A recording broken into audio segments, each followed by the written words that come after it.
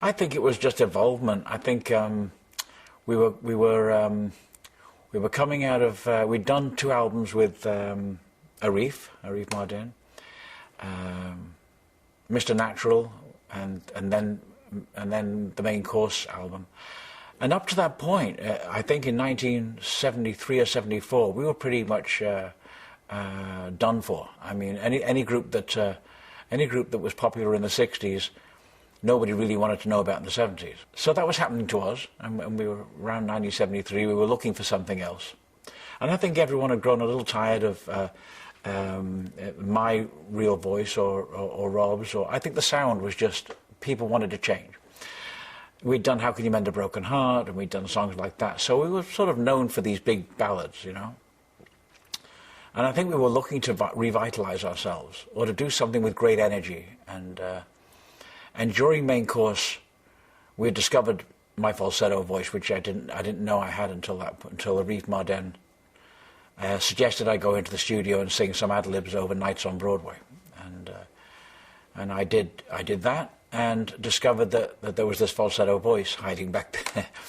And not for long, folks. And we started using that for everything, and that became the new sound, you know. And it just became something new for us, and it was something that everybody wanted. So it was very difficult not to sing a song in falsetto. It just went from one song to another. And everybody, you know, when royalties are coming in like that, everyone says, oh, just give us another of the same, give us another of the same. So it just went on. And that's how that eventuated.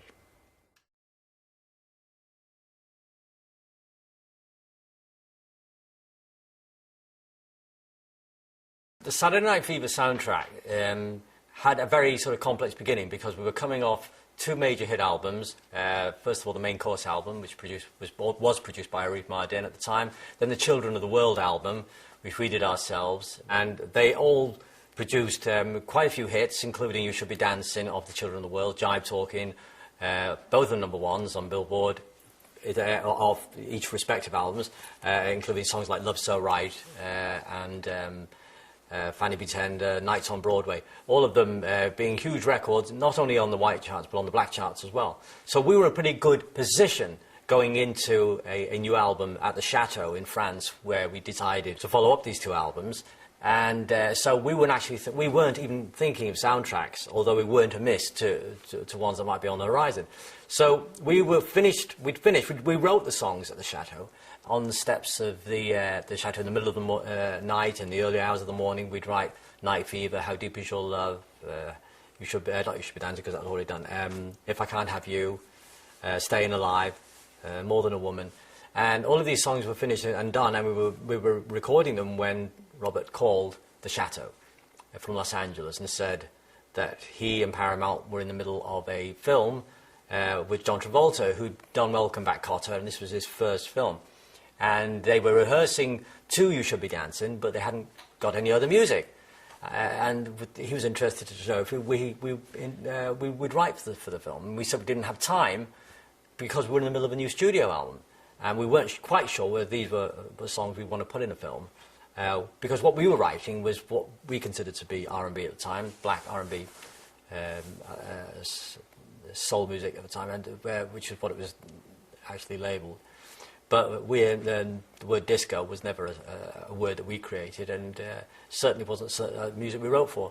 So Robert said the name of the film was The Tribal Rights of a Saturday Night, and we said, well, you can't have a film called, you know, The Tribal Rights of a Saturday Night. However, we've got a song called Night Fever, which does have the word night in it. And we have another song called Staying Alive, which we're interested in. And Robert wanted to know if we could change. They all came over, by the way, to listen to the songs. People from Paramount, people from RSO, and Robert himself. And they listened to all the songs. They loved them, but they thought Staying Alive maybe should be changed to Saturday Night. And we fought on that one and said, no, it should be Saturday. Staying Alive, there are too many songs called Saturday Night. And Staying Alive, we thought was a more original title. And then we thought that the film should be called Night Fever, and suggested that Saturday, because it was about the Tribal Rights of a Saturday Night, puts Saturday at the beginning of Saturday Night Fever.